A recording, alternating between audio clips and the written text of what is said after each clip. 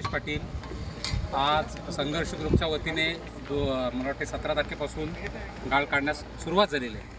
मी सगळ्यांना टीका करणाऱ्यांना एक प्रामाणिकपणे सांगू इच्छितो की शेठ जरी एका पक्षाचे जरी मोठे नेते असले तरी शेठची इथे जी साई क्रीडा मंडळ आहे ती साई क्रीडा मंडळाच्या वतीने हे कार्यक्रम ह्या धरणाचा गाळ काढायला सुरुवात केलेली आहे। झिराट साईड क्रीडा मंडळचं एक वेगळं नाव आहे, सामाजिक क्षेत्रात एक वेगळं नाव आहे। त्यानंतर CFTI म्हणजे चित्रलेखा पाटील मॅडमची जी सामाजिक संस्था आहे ती सुद्धा सामाजिक संस्था काम करते आहे। बऱ्याच जणांची बोमट्या अशा मारतात की राजकीय पक्ष उतरून हे काम करतायत, पण सगळ्यात महत्त्वाचं मी हे सांगतो की ह्या दोन्ही संस्थांनी परवानग्या ज्या आहेत त्या त्यांच्या सामाजिक संस्थांच्या लेटर हेडवर घेतलेल्या आहेत आणि त्यांना दिलेल्या ज्या परवानग्या आहेत त्या सामाजिक संस्थांच्या नावावर परवानग्या दिलेल्या आहेत। त्याच्यामुळे इथं काय राजकीय उणं काढण्याचा विषय येत नाही।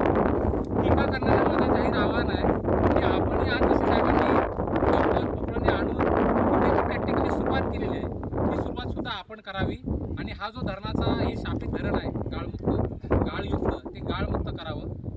छोटम शेठचा मी विशेष आभार ह्यासाठी मानतो की त्यांनी गाळ काढायची व्यवस्था केली आहे, पाण्याची व्यवस्था केलेली आहे, पण इथे आलेला माणूस हा केवळ उपाशी जाणार नाही ह्याची सुद्धा व्यवस्था केलेली आहे। आज इथे जेवणाची व्यवस्था केलेली आहे।